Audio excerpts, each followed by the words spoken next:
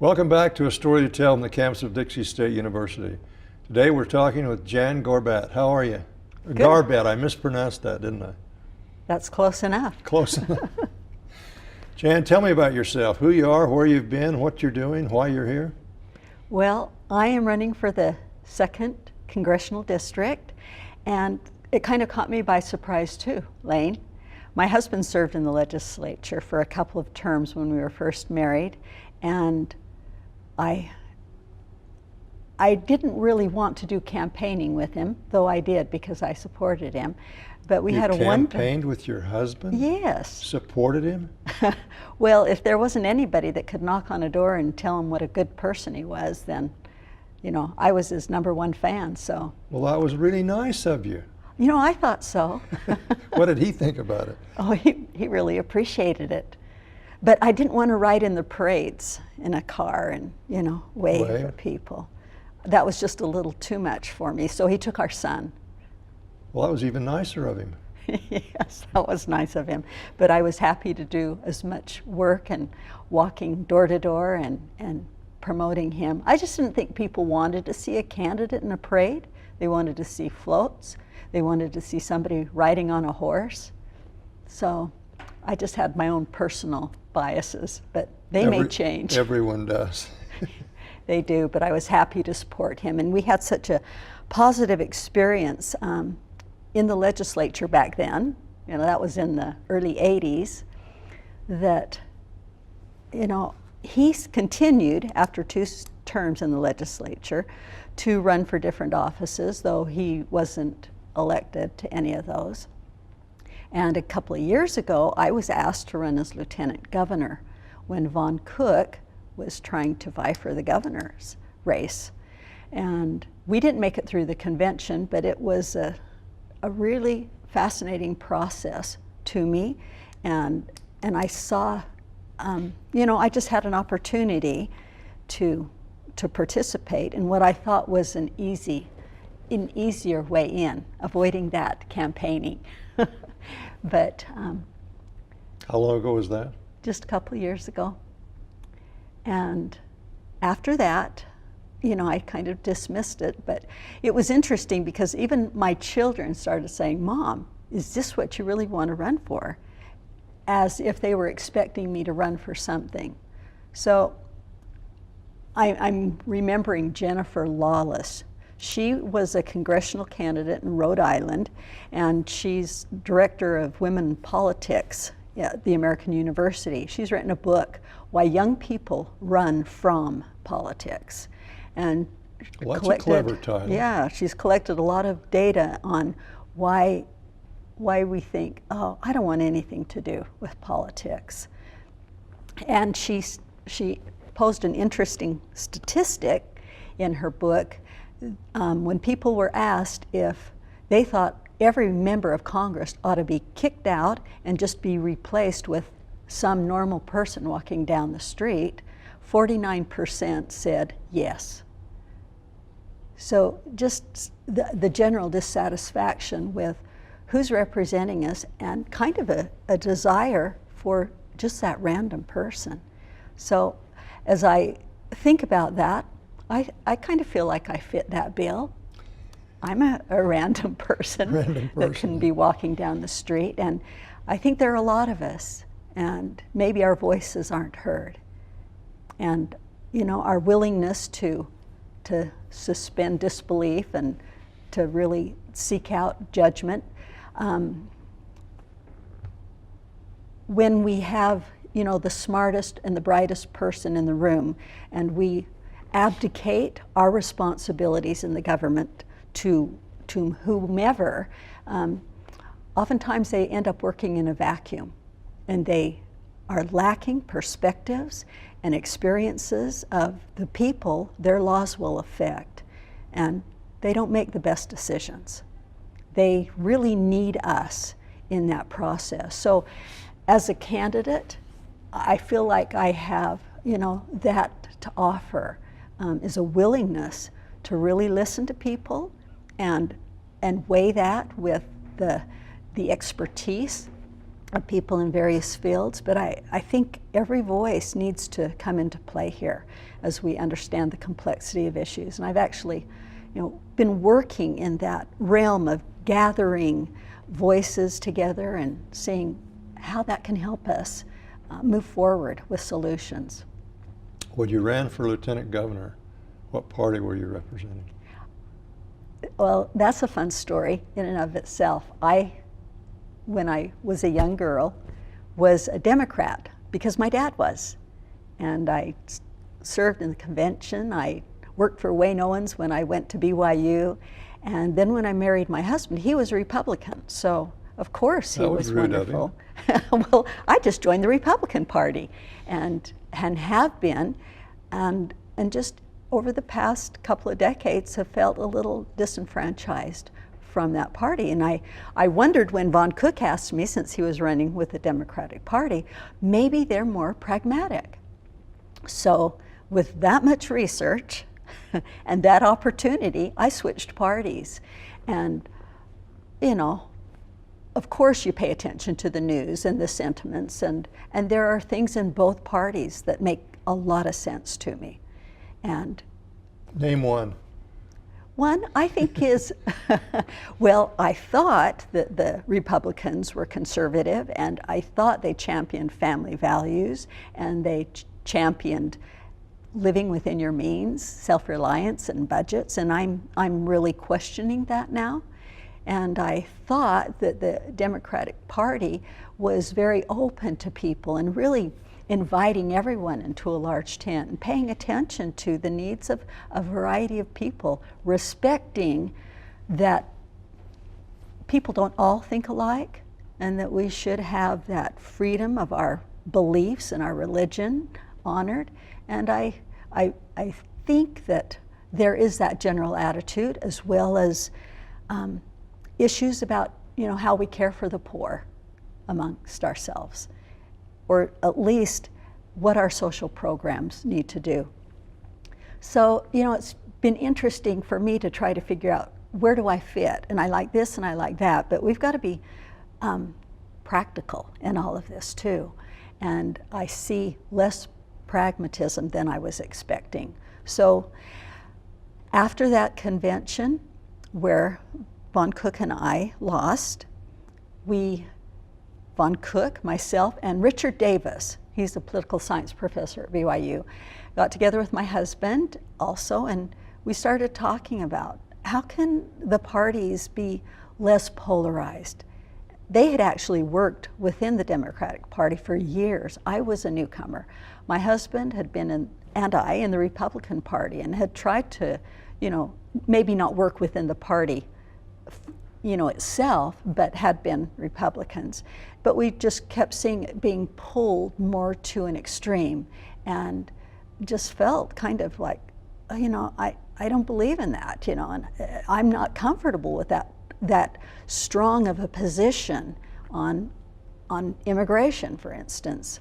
I see there's actually a need for labor here, and there's shortages, and sometimes we need to look at the whole side of an issue.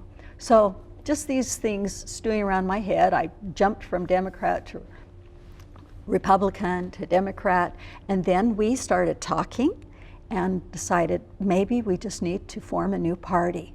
And we did. We formed the United Utah Party.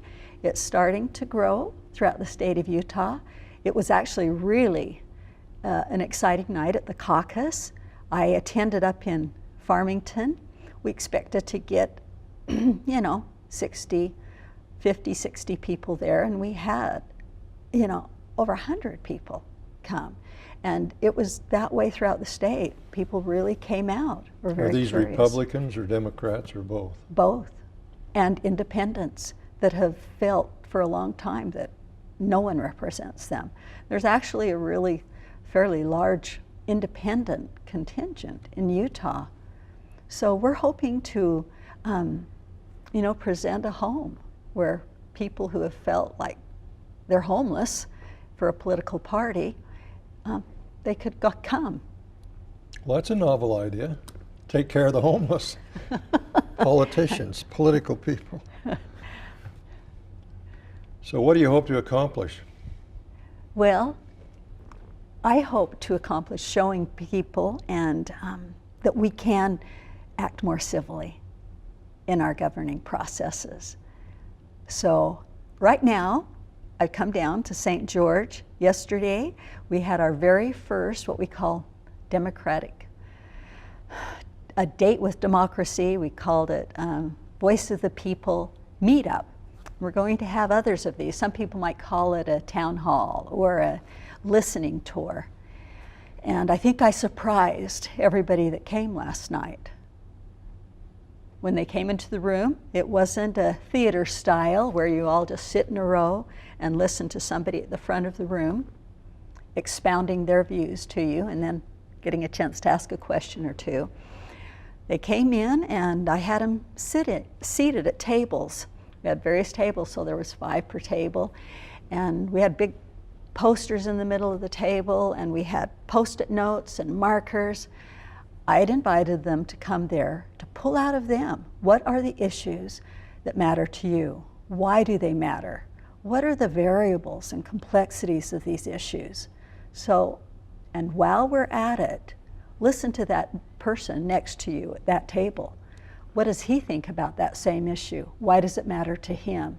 Maybe there's some aspect of that issue that he's aware of that you aren't. I'm going to just give an example of this. We just got back from Egypt. And we, one afternoon, decided to go to an Egyptian bazaar. Now, right before that Egyptian bazaar, and we were in Aswan, was a tourist section. So we first went through the tourist section, and they are so hungry for tourists over there. It's really quite sad because they have all of these wares. You know, how many scarves do you need? How many replicas of a pyramid do you need? But you know these people need money. That's their economy. Yeah, it is their economy.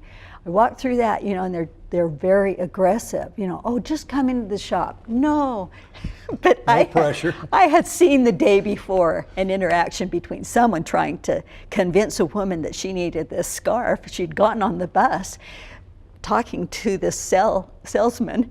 No, you know, how much do you want it for? Eventually, he took that scarf, rolled it up, and he threw it to her on the bus.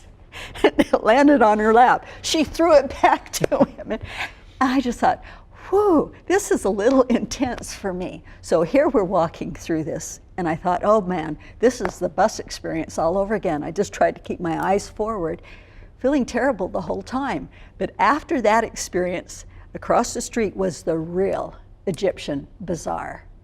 And that was a real developing country experience. There was no pavement on that road. In fact, it looked like it had been at one time paved and broken up, and the smells and the stench and the dirt and the filth was just a bit overwhelming. And it was where the people went to get their goods. And we walked through that very narrow street, and at times we had to make way for the tourists on a horse-pulled carriage to go through. We later realized that was how we should have gone through that Egyptian bazaar. But I was just stunned through the first one. And in the second one, I just thought, you know, I'm just weeping inside for the plight of these people. And afterwards, my husband said to me, Jan, no, this was a functional place. Didn't you see these people had come? They had a business, they had a product, and they knew somebody needed their product. And the local people were coming, they were getting what they needed. It was an opportunity, it was a functioning system, Jan. And I just thought, wow, that just changed my view. Well, it certainly expanded my view. Now, I share that story with you because last night, the people that came from St. George, you know, we've been thinking about issues. We've heard them over and over again in the news. We hear them in the newspaper. We aren't quite sure what to believe. But we are inundated with certain thoughts. And then we form our opinions based in this kind of narrow space.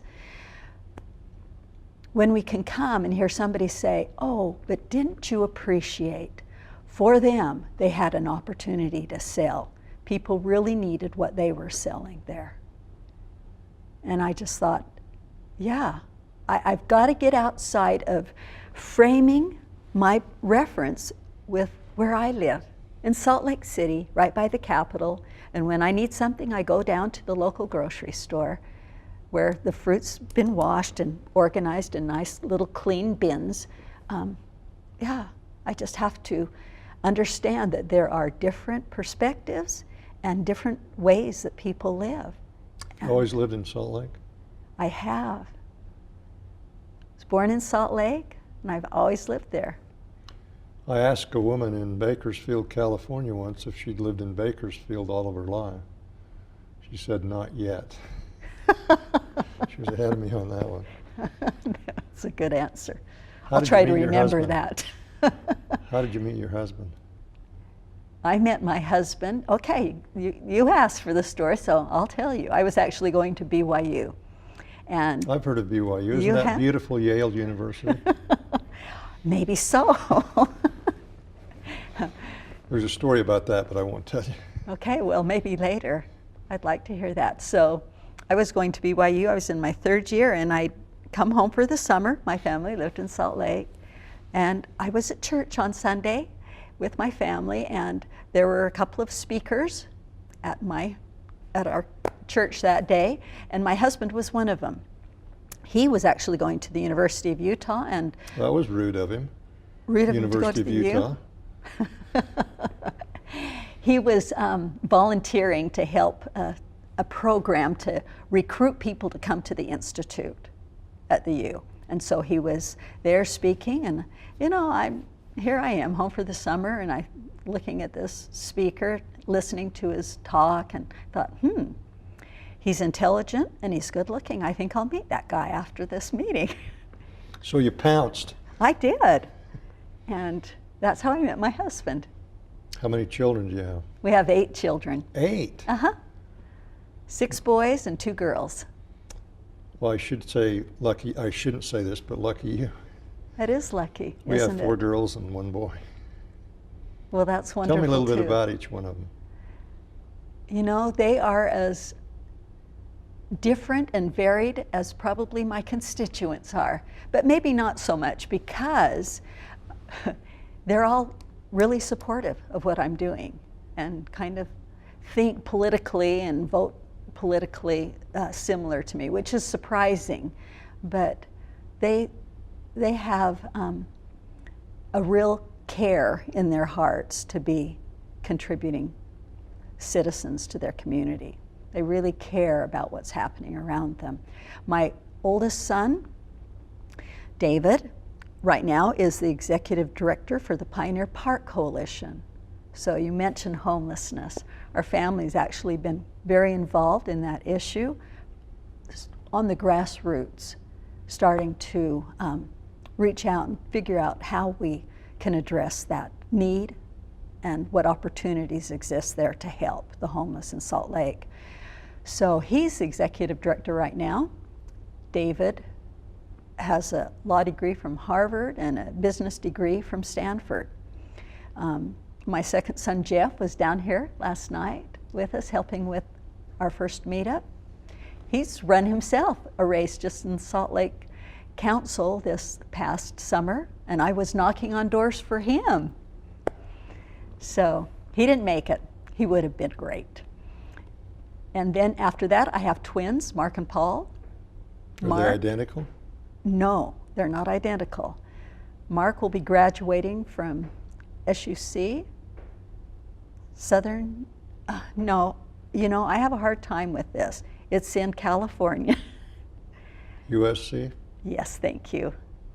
Yeah, University of Southern California. He's learning to score music for films. His wife's a director. So we'll go to his graduation in a couple weeks, actually. So an artistic son, and then also his brother is working in my husband's business, Garbett Homes. We're the energy efficient home builder in Utah. So he and another son, Bryson, who he received his doctorate from the University of Utah, a medical doctorate degree, but then decided maybe he would go into medical administration, got a degree from Cornell, and came back, and we have hijacked him into the business. We are so lucky to have him working for us. And you build homes? Yes, Well, that's a novel profession for an MD, building homes. Yeah. And why not? Flexibility. Flexibility. Yeah, sometimes things happen in our lives, and all of a sudden we find that a new opportunity is opened that we didn't expect, kind of like this campaign, a new opportunity. But then we look at our past experience and that travel, and everything is still relevant and can be relevant, like that lady from Bakersfield. I'm not through living yet. Everything can be relevant. So I have a daughter that's married with 2 children. She lives in Southampton, England right now. She's going to begin her doctoral program for a demographic study. And then I have another daughter who is in Salt Lake, and she works in design. So another artistic person, and a son who's just graduated from BYU with an emphasis in writing, and is just in between figuring out if he needs to get more skill in writing to make that a career. So I think I've covered everybody. Well, that's good. You have a great family, it sounds like. Let's talk about the issues. What are the main issues in the 2nd Congressional District? I think some of the main issues in the 2nd Congressional District have to do with natural resources and economic development. But for me, one of the issues is how we do government, how we do the voice of the people. So that actually is, this lack of civility and this lack of cooperation, I think needs attention. And I am... You don't mean you want people to listen to each other, do you? That's exactly what I do mean, Lane, and that's what our experience was last night. Not only did they share what was in them on these Post-it notes and on this large poster board on the table, but we had ground rules, and we were to listen to each other, we were to treat each other with respect, and everyone was very obedient. They really complied with that. When you set some expectations and open the opportunity for people to be authentic, and you give them a chance to build trust in each other, to recognize each other as a person of value, it changes the whole temperature in the room. And people not only share and are authentic in what they share, but they are respectful and listen to each other, even if they disagree. I had somebody as they were leaving saying, it was so fascinating because at our table, there were really different views that came up, but we listened to each other. And it's in that process that it informs your understanding and actually can maybe help you see things in a more complete way. And I don't know that we ever get to complete, because the issues that we face, for instance, up in Salt Lake, air quality is a big deal. Terrible. And I don't know if it's a big deal for you here. Of course, it's been that way for 100 years. Yeah. Well, not quite 100. Well, yeah, especially up in North Salt Lake, Bountiful and Farmington, and we have the refineries there. People are really concerned about this. So we talked about what are some of the variables of this? What are some of the options that we're dealing with? And how does that impact everybody in the state or everybody in the nation? When there are certain problems in cities with high pollution content, and so laws are enacted that, we give extra perks to people that own an electric vehicle so that we can start lessening the pollution. We all end up contributing to that or being taxed on that. And really, where are we? What's the right thing to do right now? I loved somebody's comment last night as I was going around from table to table, listening to them have their powwows, somebody said, I just wish that they would address one item at a time and vote on that in Congress instead of giving these huge package deals that, you know, there are things in there that maybe we don't want, maybe we don't need, but they've put them in there maybe so that they can compromise with each other if that's even happening. Two of the big issues down here, of course, are the Lake Powell pipeline and the land. What are your feelings on those? We got 2 minutes left. Wow, this has gone fast, Lane. I did have somebody comment about some of the issues down here, and what I heard was that, maybe you can tell me if this is accurate. I haven't had a chance to, you know, research it, but I did hear that if you needed, you would only have a 1-day supply of water. Is that something you've heard before? I don't understand that. I guess if your water supply was shut off, that there would only be enough in reserves the reservoirs to handle the needs here for 1 day. Probably. That's kind of frightening, I've isn't never heard it? that before, but probably. It made me rethink. One of my options or variables to help air quality in Salt Lake was to tell people to come move to St. George. So you're the one that's responsible for the traffic down No, here. I was just thinking it in my head. But now I'm thinking, no, maybe I should tell people to move to upstate New York. I know they have Send tons them of back water east. there. They have tons of water there, and you don't. So, you know, these are the complex issues, and I know that public lands are a treasure, and I know that they're a vital part of the economy, but also they play a role in the quality of life. I had somebody bemoan the fact that I even dread going up to Zines Park because it's so crowded. We've got 1 minute left. What's your final word?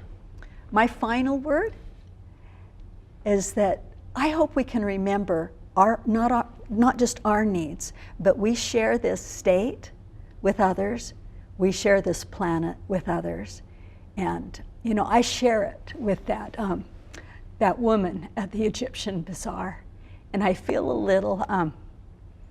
little guilty, so to speak, that I can't open my heart a little bit more to the needs in the world around me. That's why I'm running. I want to serve, and I care about people. Well, Jan, thank you for being with us on A Story to Tell. It's been a pleasure. It's been a pleasure to be with you, Lane. Thank you for being with us on A Story to Tell from the campus of Dixie State University.